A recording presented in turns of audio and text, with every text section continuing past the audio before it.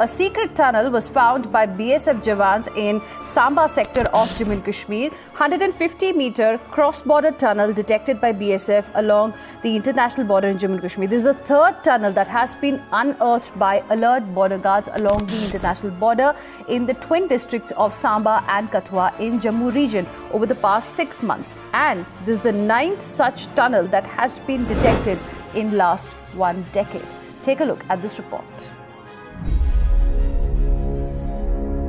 Bharat Pakistan border पर भारतीय army के जवानों के सर मौत मंडराती है।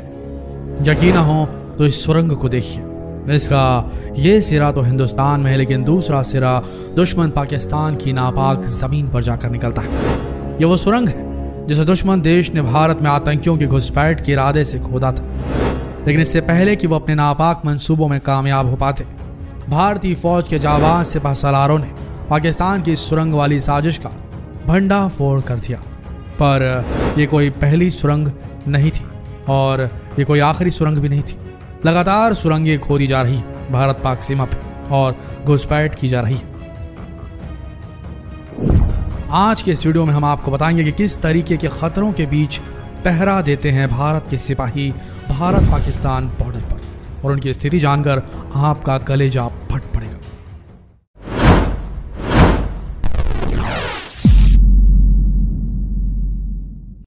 भारत की फर्स्ट लाइन ऑफ डिफेंस यानी कि बॉर्डर सिक्योरिटी फोर्स बीएसएफ के जवानों ने जम्मू के सांबा सेक्टर में सुरंग को ढूंढ निकाला।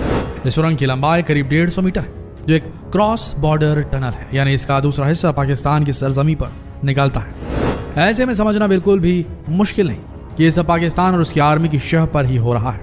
यानी जब आतंकवादियों का सरपरस्त खुद एक देश हो, तो बॉर्डर की सुरक्षा में हर वक्त मुस्तैद रहने वाले जवानों पर कितना बड़ा खतरा मंडरा रहा है, ये खुद समझ सकते हैं आप। आपको बता दें कि बीते 6 महीनों में सिर्फ जम्मू के कठुआ और सांबा सेक्टर में बीएसएफ के अलर्ट जवानों की तरफ से ढूंढा गया यह तीसरा टनल है, जबकि बीते 1 दशक में न जाने ऐसी कितनी ही सुरंगों को भारतीय सेना ने ढूंढकर बंद किया है, जिसका इस्तेमाल आतंकी भारत में दाखिल होने के लिए क्या करते थे। पाकिस्तान भले ही अपनी आर्मी के सुपीरियर होने के लाख दावे कर दे, लेकिन उसकी सुरंग वाली साजिशों को देखकर समझना मुश्किल नहीं कि वो भारत के खिलाफ जारी प्रॉक्सी वॉर में आतंकियों का इस्तेमाल किस तरह से करता है। उसके चूहे जैसे टेररिस्ट इन सुरंगों से रेंग कर भारत में दाखिल होते हैं और फिर सुरक्षा बलों को निशाना बनाते हैं, बॉम्ब विस्फोट करके यहाँ दहशत फैलाते हैं। साल 1990 के दशक में हमास भी ऐसी स्ट्रेटेजी के जरिए इजराइल को निशाना बनाया करता था। इस सुरंग की चौड़ाई भी करीब 3 फीट, जहां से कोई भी टेररिस्ट आसानी से रेंगते हुए भारत में दाखिल हो सकता है। ये सुरंग 25 फीट गहरी भी है, जिसे खोदने का मकसद आतंकियों की घुसपैठ के जरिए कश्मीर में इसी साल हुए डीडीसी चुनाव को डिस्टर्ब करने का था। हालांकि उससे पहले ही बीएसएफ जवानों ने इसका पर्दाफाश कर दिया। वैसे बॉर्डर की सुरक्षा में तैनात जवानों को खतरा सिर्फ आतंकियों से नहीं, बल्कि उन्हें अक्सर उन स्मगलर्स का भी सामना करना पड़ता है, जो बॉर्डर के उस पार से ड्रग्स का जहर तस्करी के जरिए भारत में पहुंचाते हैं। कुछ वक्त पहले बॉर्डर पर स्मगलरों से एनकाउंटर का ऐसा ही वाकया पहली बार कैमरे में रिकॉर्ड भी हो गया। पेड़ के पास और भाग रहा है, कूद के भाग रहा है, पेड़ के सामने, पेड़ के राइट से, दोनों पेड़ों के बीच से खाल से भाग रहा है बंदा। खड़े हो गए। देखिए कैसे ये स्मगलर्स अंधेरे का फायदा उठाकर बॉर्डर पर लगे फेंसिंग के करीब पहुंच रहे हैं। इन्हें इस बात का जरा सा भी इल्म नहीं कि इन पर बीएसएफ जवानों की पैनी नजर पड़ चुकी है। पहले तो ये फेंसिंग के जरिए एक पाइप को भारत की तरफ दाखिल कर देते हैं, फिर उस पाइप के जरिए सफेद जहर यानी कि हेरोइन की सप्लाई की जाने लगती है।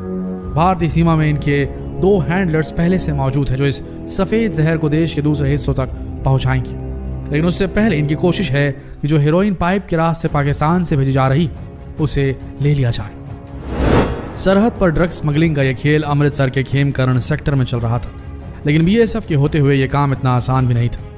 बीएसएफ जवानों ने इन स्मगलर्स को चेतावनी दी कि वो रुक जाएं, लेकिन वो नहीं माने और फिर पहली बार कैमरे में कैद हो गए।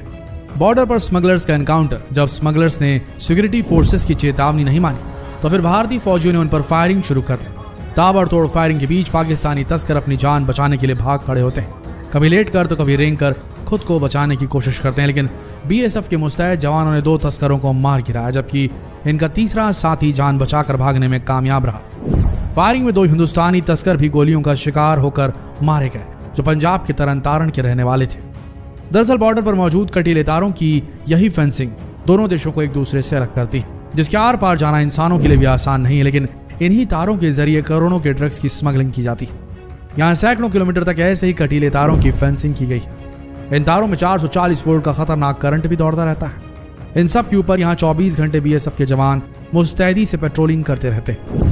बावजूद इसके नशे का जहर भारत में स्मगल करके पहुंचा दिया जाता है।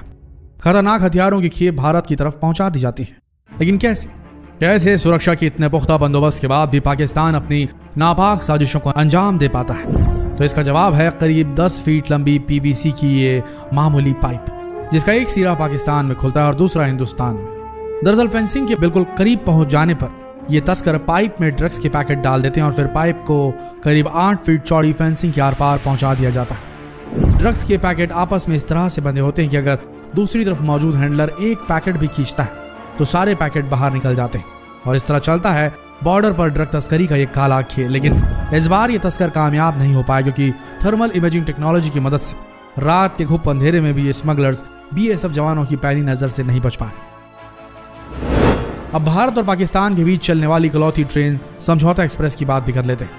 दरअसल इस ट्रेन की सुरक्षा भी कम चुनौती भरा काम नहीं।